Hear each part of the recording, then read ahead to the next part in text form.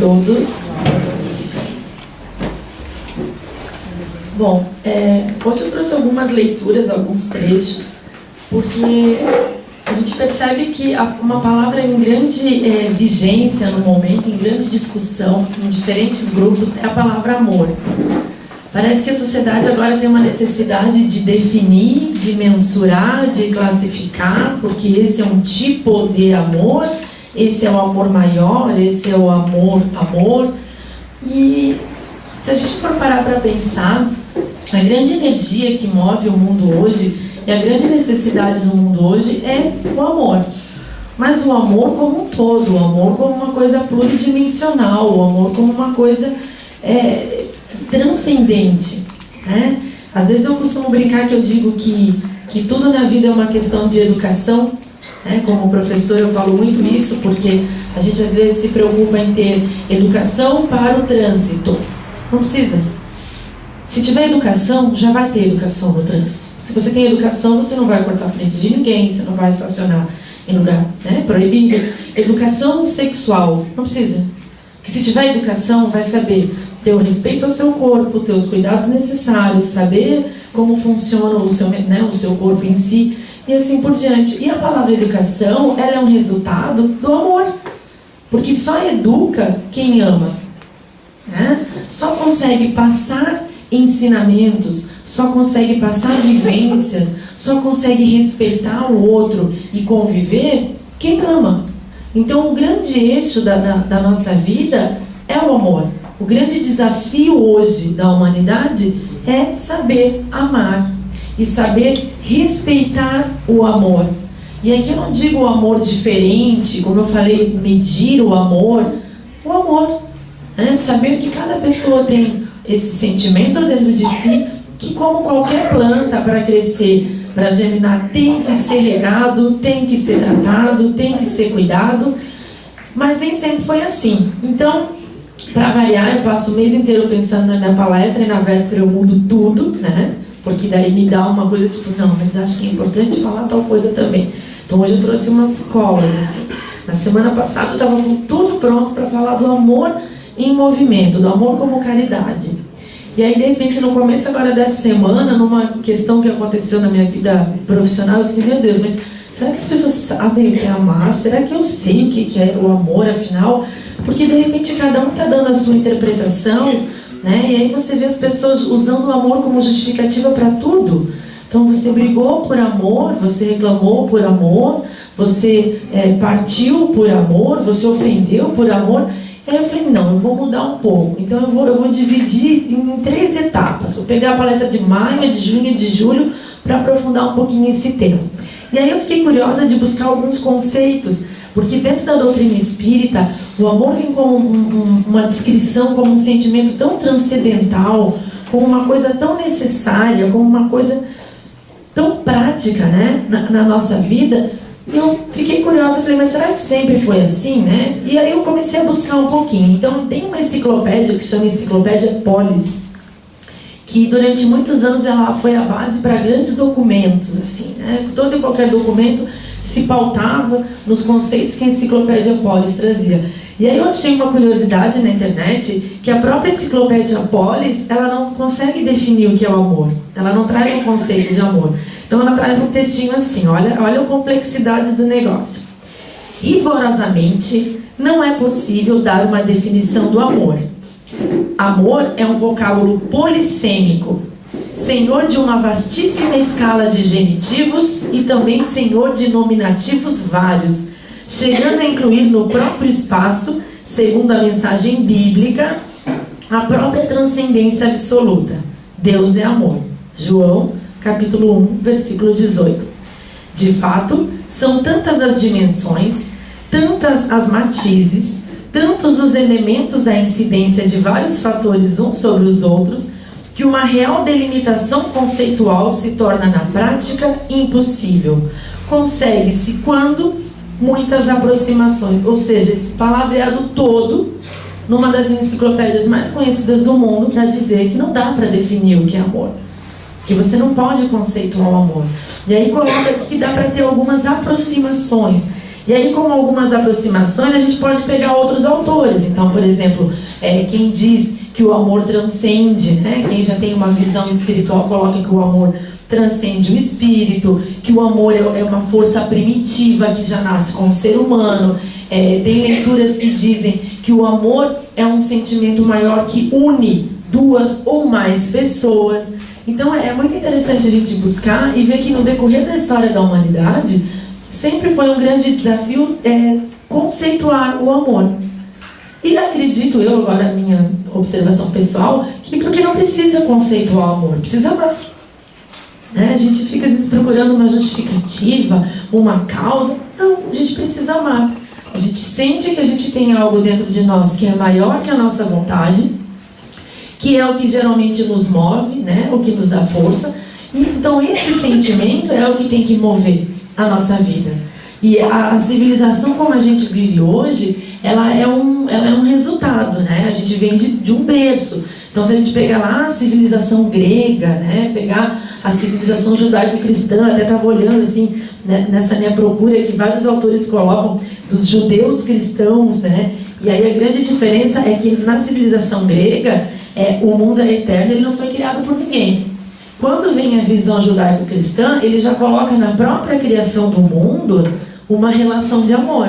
Não, o mundo foi criado porque um ser maior tinha um sentimento tão vasto e tão grande que, ultrapassando, né, qualquer limite, qualquer barreira, extrapolou esse sentimento criando espaços.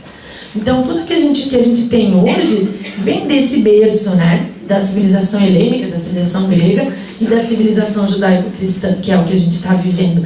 E a gente percebe como existem manipulações desse conceito de amor, como eu falei antes. Então, muitas vezes o amor virou uma justificativa. É muito fácil, eu vou lá, faço uma coisa que não foi legal, né? E ao invés de eu tentar me desculpar ou mudar a minha forma, eu justifico que eu fiz por amor e ponto, né? E não, como eu falei, não foi sempre assim.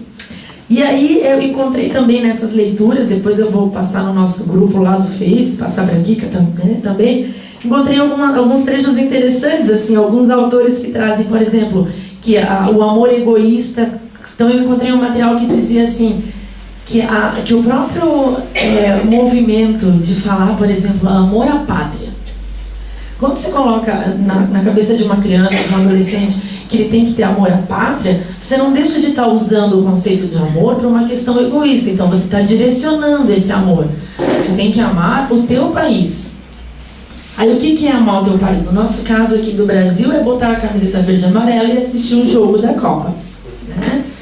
Esse é o conceito, muitas vezes, infelizmente apenas esse, né? Do amor da pátria brasileira.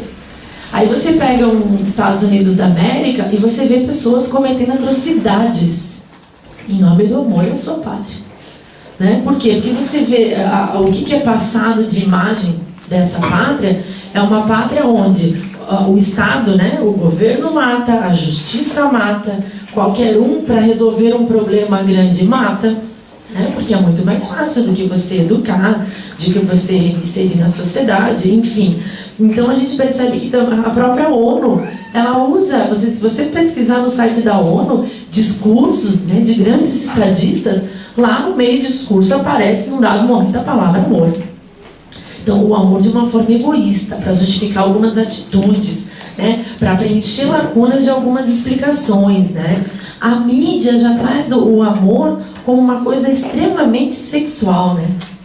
Então, aquela ideia de que as pessoas passam a vida procurando o seu amor. O seu amor pode ser uma flor que está dentro da tua casa, né? A tua mãe, o teu pai, os teus amigos, os teus vizinhos. Você colocar um sentimento maior por alguém. Mas a mídia traz aquela coisa do amor como algo sexual, né? Então o amor é você encontrar aquela mulher perfeita para conviver, ou você encontrar aquele homem perfeito, e aí junto com isso vem uma ideia de um corpo perfeito, de uma roupa perfeita, de um cabelo perfeito, de um calçado perfeito, enfim. Essa comunicação de massa, que é a mídia, ela nunca traz uma discussão ou uma proposta de reflexão de um amor como algo que ultrapassa um limite de sexo, né? Digo masculino ou feminino, um limite de parentesco. Não. É aquele amor, eu costumo dizer que a mídia mostra o amor que vende, né? E aí quantas pessoas que têm uma vida de amor dentro da sua casa, que tem lá um companheiro, uma companheira, uma família, um grupo de amigos, né? Não importa, como eu falei, amor é amor e ponto. E aí começa a se frustrar, porque começa a ver na mídia, não, mas a minha vida não é assim. Ah, mas aqui em casa não é assim, né? E aí começa a achar que não tem amor. E aí um casamento que de repente tinha 20 anos, agora já não prestou mais. Uma relação entre pai e filho, que sempre foi bonita, né? Cada uma à sua forma, agora não prestou mais, porque o meu pai não faz para mim o que eu vi que o pai lá do cara da novela faz para ele. Aquilo lá é uma prova de amor. Então a própria mídia usa essa questão do amor muitas vezes para manipular, né? Uma vez eu estava num grupo e tinha um palestrante falando um pouquinho sobre essa questão do amor, que ele falou uma coisa bem curiosa. Ele disse que o amor, ele parece que é um sentimento que precisa da comunicação, né? As pessoas têm a necessidade de que você fique falando aquilo e provando. Por um lado, agora volta da minha opinião pessoal, eu acho muito legal de ver hoje como as pessoas estão aceitando mais se ver como seres espirituais, né, relacionais, que não vivem sós. Hoje você vê adolescente de 12 anos olhar para o outro e dizer, pô, te amo. E não necessariamente porque quer pegar a menina, porque quer pegar o menino. Hoje você vê as pessoas falando eu te amo com uma leveza que, de repente, se a gente for olhar há 20, 30 anos atrás, não tinha essa leveza. Por quê? Por essa história que eu estou colocando para vocês. Porque o amor, ele é um sentimento, um conceito, na verdade, que ele vinha com uma carga tão pesada de coisas que tinham que ser provadas, que tinham que ser colocadas, né? Então, para você falar eu te amo, tinha quase que uma tabelinha de tempo, né? Depois de ter amizade de tantos anos, daí alguém ia falar eu te amo. Ou lá no leito de morte de alguém, que daí ia dizer eu te amo. E hoje, a gente já percebe como as pessoas já estão conseguindo ter uma leveza de eu dizer para ele, olha, eu te amo e nem por isso eu estou querendo roubar o marido de ninguém. Eu te amo como um ser, eu te amo como alguém importante para a minha aprendizagem. E aí nessa palestra que eu estava, o palestrante colocou um exemplo que eu achei muito legal, né? Que encaixou um pouquinho assim comigo, porque existem pessoas que não ficam o tempo todo falando eu te amo, né? Nem todo mundo, cada um tem o seu perfil, então nem todo mundo tem essa coisa, né, de ser mais leve, mais suave. E aí ele disse que estava numa missa parece-me que algo tipo 15 anos, 20 anos de casado, algo assim, e a mulher olhou para o esposo e falou assim, eu te amo tanto. Daí ele sorriu, né? E aí ela disse assim, poxa, a gente está casada há tantos anos, você só me disse que me amava no dia do casamento. E aí ele olhou para ela e disse, mas se um dia eu mudar de ideia, eu te aviso. Então, e aquilo foi uma coisa assim, porque, como eu estava dizendo, a gente tem uma necessidade, às vezes, de conceito, de explicação. Porque quantas vezes a gente ouve, fulano não fala que me ama, mas depois você olha tudo que a pessoa faz por você, aquilo ali é mais do que qualquer palavra em relação ao amor. Mas essas noias aí, essas coisas vêm justamente por essa história que eu comentei com vocês, né? Do amor ser algo que no decorrer da nossa história, então peguei isso que eu não fui lá para a história, né? Peguei ali um pouquinho da Grécia, de Roma, e aí depois civilização judaico-cristã. Então a gente vai vendo no decorrer da história o peso que é dado para o amor, a cobrança que é dada. Então quer dizer, se você falar eu te amo para alguém, você está se acorrentando já, né? Você não pode mais errar, você não pode mais falhar. E aí, uma outra coisa que eu achei interessante foi que nessas obras que eu estava pesquisando, quem começa a trazer o amor como uma coisa mais racional é Sócrates, que foi tão criticado por isso, né? Então ele foi o primeiro filósofo a dar assim uma cara para a questão do amor, onde ele simplesmente falava que as pessoas têm que procurar não atrapalhar o bem comum. Olha a simplicidade, né, que ele usou. Então, a partir do momento que eu respeito o espaço do outro, que eu percebo que aquilo que me faz bem tem que respeitar aquilo que faz bem ao outro, já é uma expressão de amor. Então é a partir de Sócrates que o amor começa a vir como algo mais racional. E mesmo assim a gente ainda passa, né, como eu falei, essas fases assim, dessas cobranças. E aí, uma outra curiosidade dessa necessidade de conceituar o amor Se você colocar amor num site de busca, né, sem filtrar não, né, que vem cada coisa só por Jesus, mas tudo bem. Mas se você colocar assim, textos de amor, pensadores sobre amor, é muito bonito ver que aparece lá, né, em primeiro lugar já nos maiores resultados, Jesus Cristo. Aí eu coloquei hoje para ver, apareceu Gandhi, apareceu Martin Luther King, apareceu Santo Agostinho, né? Exceto se você colocar nas imagens, aí eu prefiro não comentar, né? Porque aparece nas buscas. Como eu falei, a mídia dá um outro direcionamento para essa palavra. E aí a gente começa a ver, puxa, quando Gandhi lançou, né, num momento tão crucial da história, tão violento, e ele chega e fala que tudo pode ser resolvido sem violência, que tudo pode ser solucionado através da comunicação, do respeito, de você saber ouvir o outro e respeitar o outro. Que coisa mais linda de amor do que isso? Você não é obrigado a concordar com o que alguém te diz, mas você respeitar aquilo ali. E aí o próprio Martin Luther King também, né, eu estava olhando que quando ele colocava as ideias de justiça e liberdade, ele sempre colocava no coletivo. Né, de todos buscando justiça e liberdade, de que a política do próprio Estado não poderia excluir ninguém e que nós não poderíamos excluir ninguém. Então, quando ele coloca esse sentido de coletividade, é amor. Quer dizer, eu estou muito além do meu umbigo. E aí, Cristo, então nem se fala. Depois eu vou falar um pouquinho da visão do amor dentro da doutrina espírita.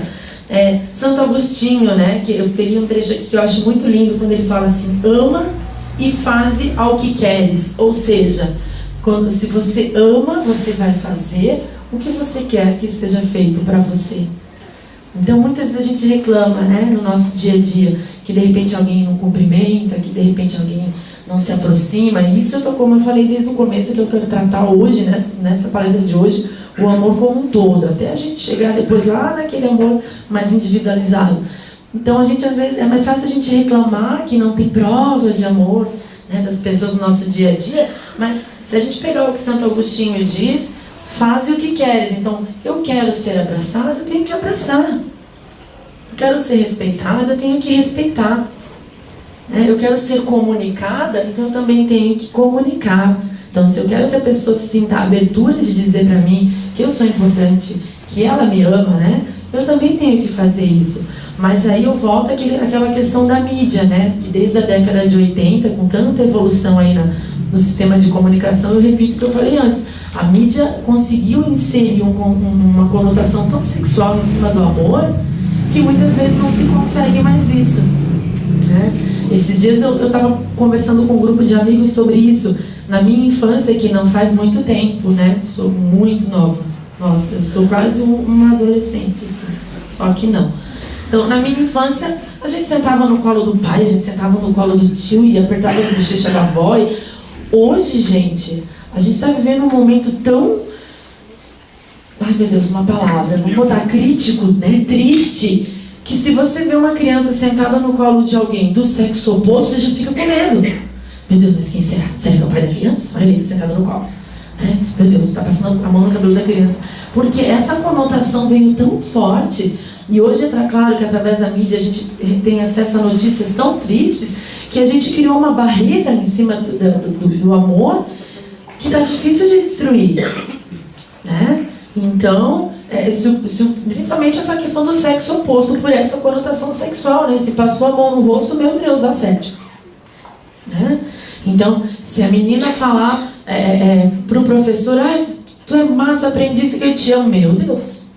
Né? Pensam num patrão falar para alguém que trabalha para ele, se não souber como se expressar, meu querido, já ganhou um processo, né? Porque a gente criou um medo, uma barreira em torno do amor, né? Então esse medo que existe em torno do amor é o que a gente tem que procurar quebrar. Não estou dizendo, não estou negando a maldade, tá?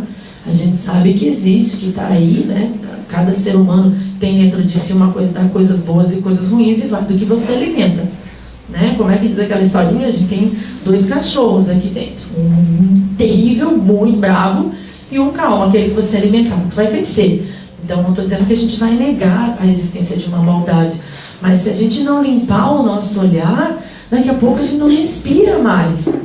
Porque se a pessoa nos tece um elogio, a gente acha já que está querendo, né, levar Meu Deus, nem vou falar muito que tem criança aqui.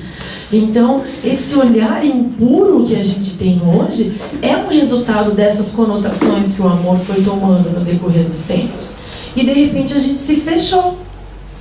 De repente a gente tem medo de se expressar para alguém, né? Chegar em casa e ouvir alguém falando pro teu esposo, pra tua esposa: nossa, como tu é bacana, obrigado pela ajuda, olha, eu te amo, meu Deus.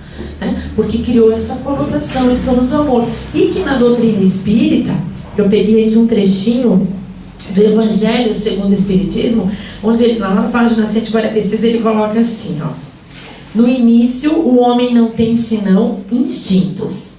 Mais elevado e corrompido só tem sensações. Mais instruído e purificado tem sentimentos. E o ponto delicado do sentimento é o amor. Não o amor no sentido vulgar do termo, mas esse sol interior que condensa e reúne em seu foco ardente todas as aspirações e todas as revelações sobre-humanas. Ou seja, o que vai nos diferenciar de vários seres, né, de vários animais.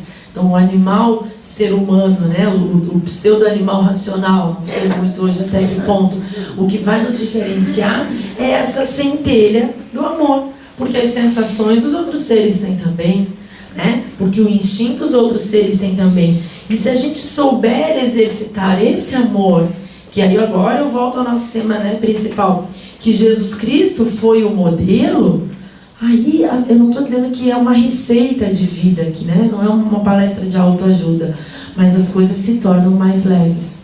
A gente começa a ter um outro olhar, a gente para de se enxergar como vítimas das situações. Você começa a ver que aquela pessoa que de repente quer puxar o teu tapete no trabalho, ou aquela pessoa que não te trata bem lá na sua vizinhança, ou aquele parente difícil, nada mais é do que uma pessoa que não está conseguindo praticar o amor. E aí a gente se torna mais leve, porque a gente para de se culpar um pouco, né?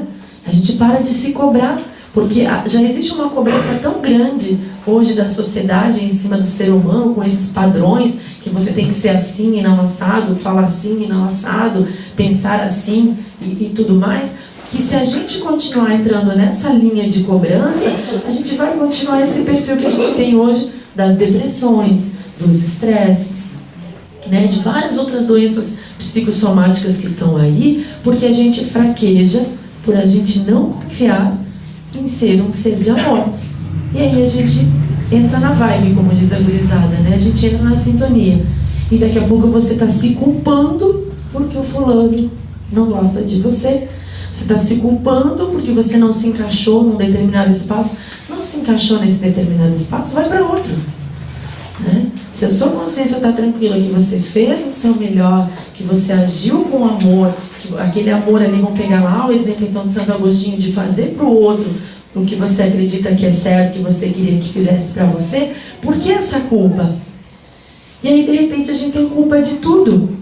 E aí as pessoas hoje vivem a neura da culpa, né? A gente dá bom dia já pedindo desculpa, a gente nem sabe o que a gente já fez, mas a gente fez alguma coisa. Então a doutrina espírita coloca o amor como sendo o maior mandamento para nós, né?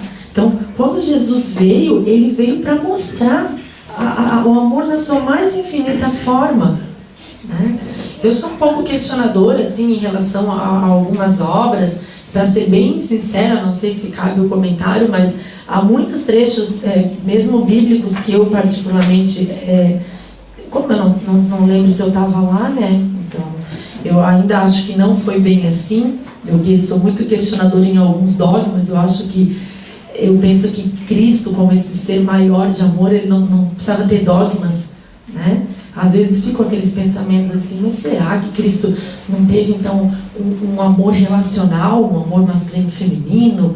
Será que ele sentiu isso também?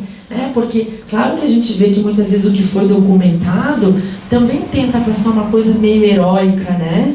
E por que tem que ser heróico? Por que ele não pode ter falhado? Por que ele não pode ter além do medo, né, que coloca ele lá em cima da montanha, mas por que ele não pode ter tido algumas confusões também em relação ao seu sentimento? Por que ele não pode ter tido dúvidas também? Acho que ficaria tão mais próximo, né? Mas nem vou entrar nesse mérito agora, né? Não sou... Né? Mas se a gente for olhar assim, dentro das nossas obras espíritas, então se a gente pegar assim, ó, no Evangelho, onde tem o capítulo que o título é o Cristo Consolador, deixa eu ver se eu não falei isso, o Cristo Consolador. Lá no item 5 ele coloca assim: Espíritas, amai-vos, este é o primeiro ensinamento, e instruí-vos, este é o segundo, né? Que aí volta aquilo que eu falei, que a gente herdou lá da cultura grega, da civilização judaico-cristã, da instrução. Porque quando a gente se instrui, a gente consegue filtrar, a gente consegue aprimorar o dom da comunicação. E como eu disse ali inicialmente, muitas vezes a gente falha e a gente sofre pela falta de comunicação, como o exemplo que eu dei ali da mulher que passou 20 anos esperando o marido falar de novo que amava. Então, se a gente consegue se instruir, a gente se comunica melhor. E essa comunicação vai tornar mais fácil a gente disseminar essas palavras de amor, essas atitudes de amor. E aí, numa harmonia, né, a doutrina espírita traz para nós que mais importante também do que a fala é o exemplo. E aí entra o grande desafio, né? Então, amar como Jesus amou. Bem, meu Deus, quem dera, né, fosse fácil. Você, como eu falei, você sofrer em situações no seu dia a dia e você conseguir olhar para aquela pessoa e não alimentar raiva, não alimentar ódio, não alimentar rancor, e simplesmente conseguir externar o teu coração e dizer: puxa, mas ela está fazendo isso porque ela não está conseguindo aflorar o amor que tem dentro dela. E que não é fácil, né? Eu sei que não é fácil porque eu li, para mim sempre é fácil, né? Você sabe que a gente, como eu já falei sempre para vocês, quem vem aqui na Casa Espírita não tem problemas. Nossa vida é muito legal, né? Tudo muito tranquilo. No trabalho todo mundo adora a gente, sabe? É uma coisa assim, a gente chega, as pessoas já vêm, já abraçam, agradecem, né? Que a gente tá lá. Eu mesmo como professora, nossa, as mães estão sempre lá para me agradecer, né? Para me dizer: puxa, que legal, como tá importante. Não, né? Não é bem assim. Então, quando a gente acredita, a gente se reforça aqui na doutrina espírita, a gente consegue ter uma carga menor, a gente consegue sofrer menos. E isso agora, falando sério, sem ironia, eu falo de coração, a gente sofre menos. Porque a gente consegue fazer reflexões também das nossas atitudes, da nossa reforma íntima. Puxa, mas ali fui eu mesmo que pisei na bola, né? Vou pedir desculpa, vamos tentar de novo. E ao mesmo tempo, quando não é o caso, a gente consegue não alimentar um sentimento que não seja bom, né? Do ódio, da raiva, do rancor, de olhar para o outro: mas foi ele que fez tal coisa para mim. Não, ele fez porque um ser falho como eu, ele não conseguiu se expressar, ele não conseguiu deixar que o amor agisse, e a gente acaba sofrendo menos, né? A gente para de se ver como vítimas das situações e começa a se ver como protagonistas das situações. Então eu posso mudar, eu posso não mudar o que o outro sente por mim, mas eu posso mudar a minha forma de demonstrar para ele o que eu sinto por ele. E quando a doutrina espírita codificou, falando dessas questões, lá no Livro dos Espíritos, no comecinho ele já fala, né? Conhece-te a ti mesmo. Porque se eu não me conheço, se eu não desperto o amor que existe dentro de mim, se eu não consigo trabalhar os meus sentimentos, como que eu vou esperar isso do outro? Não tem como. Porque aí a gente fica como aquela pessoa lá que está com o vidro sujo e está sempre falando que o varal lá, que a roupa do varal, nem me lembro direito da tal da história, minha mãe fala tanto, que a roupa do varal do vizinho está suja, porque o nosso vidro está sujo. Então a gente sempre vai enxergar o erro no outro. Então conhece-te a ti mesmo. Conheça o amor que tem dentro de você. Desperte os sentimentos bons que tem dentro de você. Aí sim você vai sofrer menos e vai conseguir passar para o outro esse sentimento. Agora, se eu não trabalho primeiro os meus bichos aqui dentro, os meus monstros, como que eu vou querer que o outro me aceite? Como que eu vou querer que o outro goste de mim? Como que eu vou querer? Por obrigação? Por decreto? Ninguém ama por decreto. É? E uma coisa também muito gostosa que tem quando a gente fala do amor nessa pluralidade, assim, é o não ter essa cobrança. Então, se a gente consegue fugir um pouquinho dessa coisa da mídia, do amor da conotação sexual, dessa coisinha do amor, como eu falei, do poder, né? O amor canalizado. É o amor à pátria, o amor à escola, o amor à religião, o amor à família. Não, o amor porque é o amor. Não unicamente porque a pessoa está hoje minha parente, né? Porque a gente na doutrina espírita sabe que apenas está. Num outro momento pode não estar. Então, eu amo porque é importante amar. Não por obrigação, por decreto. Eu tenho que amar porque é meu pai. Eu tenho que amar porque... Não. Eu tenho que amar porque o amor faz bem para mim. Independente de como o outro receba o amor. Uma outra coisa importante assim na atualidade é a questão do amor na prática, né? O amor, ele além de ser o sentimento, como eu coloquei no comecinho ali, que a gente não consegue nem dar um conceito, o amor, ele tem que ser prática. Na doutrina espírita, a gente chama sempre a prática do amor como a caridade. Mas não aquela caridade de você pegar um saco de comida, levar para alguém, você pegar um moletom, dar para alguém no inverno, mas o amor que consegue sair daqui e chegar até o outro. Então, um abraço é uma caridade. Espero não ser mal interpretado. Quando a gente fala uma frase como essa, se for num outro contexto, num grupo que não tem o estudo que vocês fazem, a leitura que vocês fazem, daqui a pouco tem criatura que é capaz de ali abraçar e dizer, me deve um bem, fiz uma caridade para ti, tem um abraço. Né? Então, a caridade, quando a gente fala da caridade na doutrina espírita, a gente está falando de transformar em prática algo que tem aqui dentro, que é de uma centelha divina. Eu sou um ser divino. Eu fui criado por alguém, né, por um ser maravilhoso, que era tão repleto de amor que não conseguiu ficar só para ele. E aí fez essas centelhazinhas. Então, o amor como caridade, o amor como prático, é o amor que sai da gente. Então, numa fala, como eu falei antes, num abraço, claro que também num auxílio, numa solidariedade, né, em perceber o que falta para alguém. Mas, por exemplo, faz muito mais caridade quem consegue saber respeitar as diferenças. Então, você tem um vizinho difícil, ou você tem uma conhecida, né, que daí não chama nem de amiga, porque não tem muita afinidade, você tem uma conhecida passando uns problemas. É muito maior uma caridade você conseguir se despir de um preconceito, se despir das suas ideias e parar um pouquinho para ouvir a ideia do outro, a sugestão do outro, o problema do outro. É muito mais do que de repente você pegar um caminhão de alimento e levar para um lugar.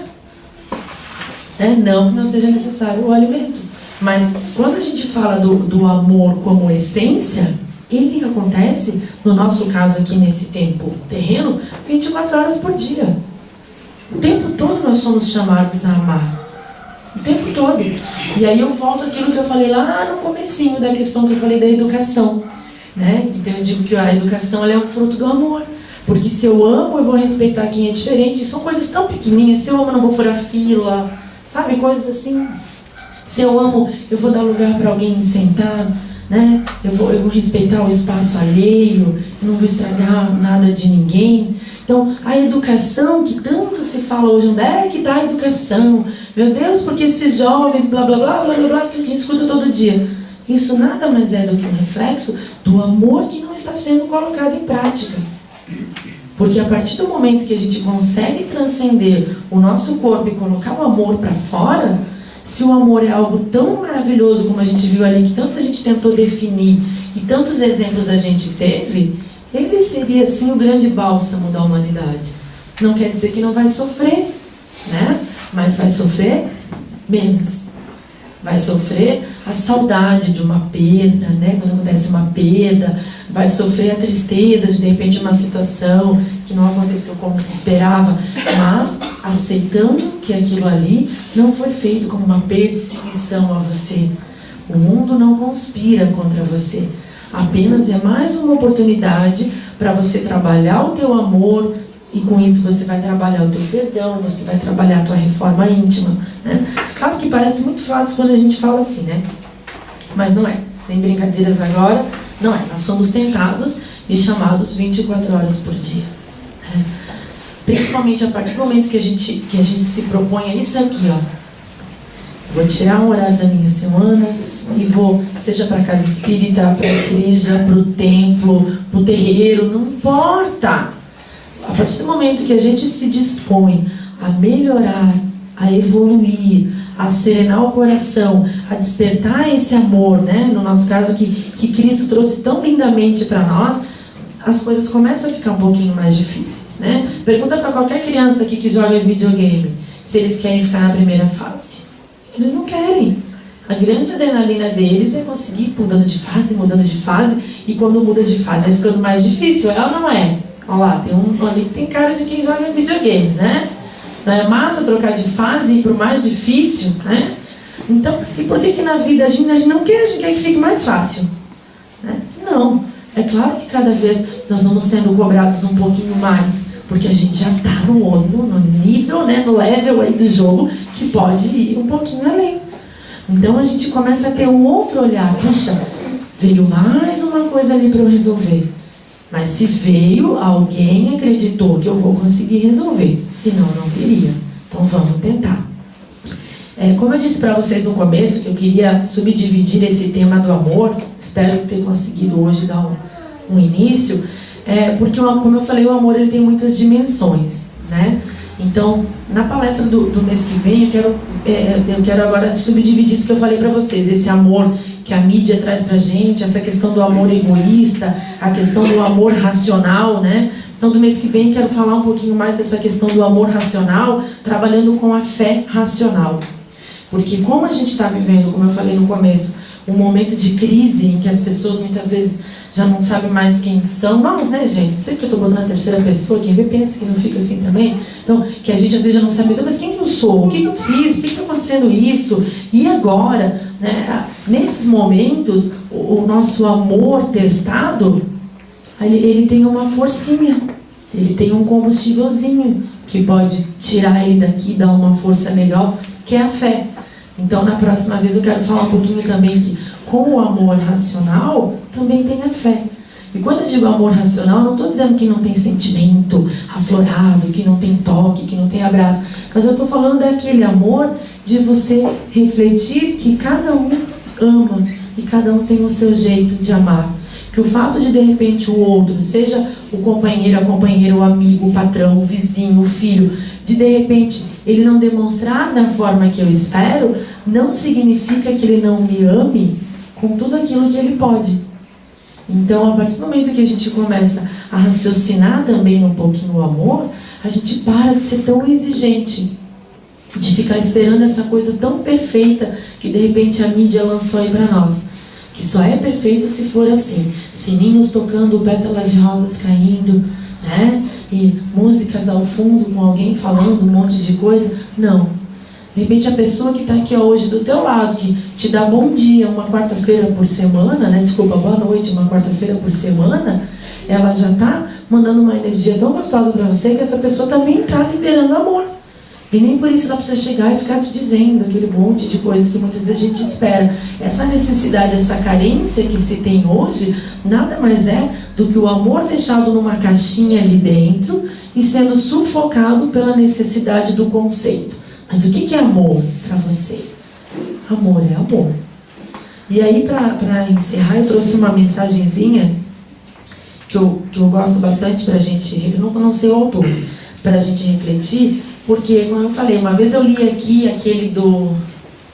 agora não lembro se era do Luiz Fernando Veríssimo, minha nossa, que era sobre a questão da felicidade, ou do Mário Quintana, não importa, que era da felicidade realista, né, que a gente fica esperando, como eu falei, fogos de artifício, e a gente às vezes não consegue ser feliz com aquilo que a gente tem perto da gente. E aí hoje eu escolhi uma que fala da questão que se amar fosse fácil, né, porque não é fácil. Aqui dentro está tão fácil, porque está todo mundo aqui me olhando, me respeitando.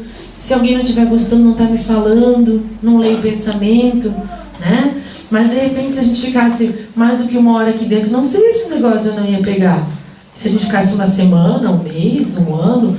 Então, a gente está muitas vezes cobrando coisas que a gente tem que trabalhar primeiro. Não é fácil amar, não é fácil respeitar. E a gente tem que fazer por quê? Porque é necessário, ponto. É igual hoje eu vejo os pais dando satisfações demais. Desculpa, eu sou meio careta para algumas coisas, para os filhos. E eu digo, meu Deus, né? No trabalho, quem é educador, tem mais gente aqui que eu sei que é educador, que eu já reconheci o rostinho de professores como eu, que daqui a pouco a gente tem que estar se justificando. Olha, eu vou te explicar isso aqui, porque isso aqui é importante. Querido, eu vou te explicar porque eu vou te explicar, e você vem para a escola, porque tem que vir para a escola, me desculpe. Daqui a pouco a gente está justificando, e os pais estão justificando cada vez mais para os filhos. Não, você não vai sair à noite, tal hora, com tal amigo. Ah, mas por quê? Ah, daqui a pouco o pai tem que escrever um documento. Não vai. O seu pai está dizendo que ele acredita que não seja bom aquilo ali para você. Ele está fazendo isso com o amor que ele tem por você, acreditando que é a melhor forma naquele momento. Aí não vai.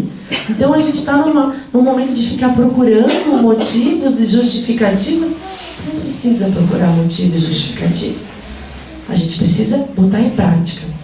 Por isso que eu gosto desse texto, que diz assim: se amar fosse fácil, não haveria tanta gente amando mal, e nem tanta gente mal amada.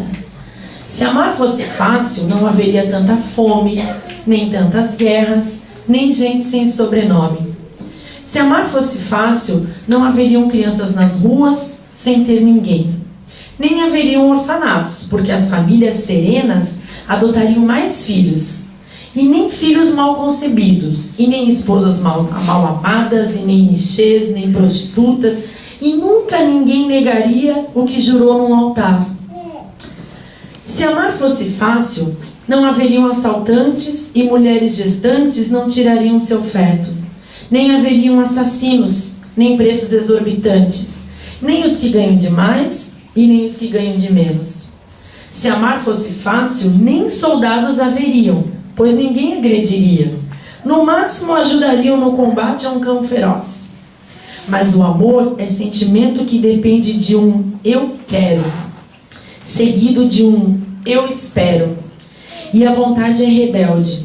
O homem, um egoísta que maximiza o seu eu, e por isso o amor é tão difícil. Jesus Cristo não brincava quando nos mandou amar. E quando morreu amando, deu a suprema lição. Não se ama por ser fácil. Ama-se porque é preciso.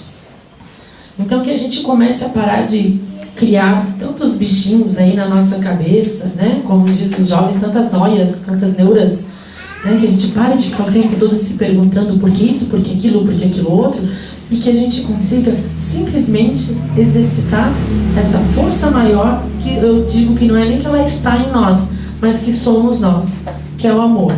E que não é fácil. Não é fácil.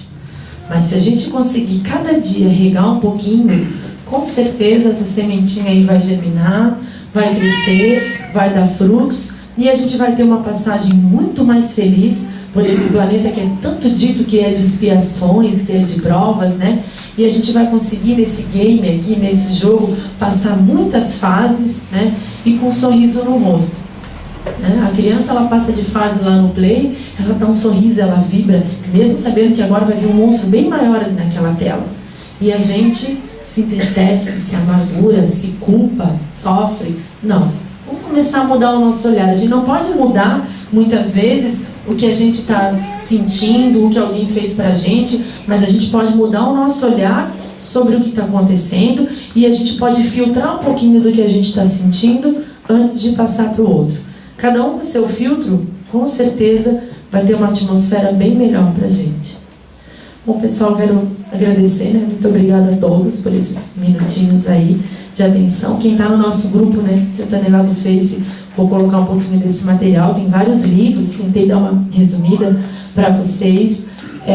E que no mês que vem a gente possa falar um pouquinho então desse amor racional, caminhando junto com uma fé também racional, né, para que a gente possa, cada vez que a gente vem aqui, sair pelo menos um pouquinho melhor do que a gente entra e fazer um pouquinho de diferença lá fora. Se cada um que está aqui já conseguir mudar um pouquinho da energia lá de fora, com certeza em pouco tempo a gente vai estar num espaço bem melhor. Obrigada a todos.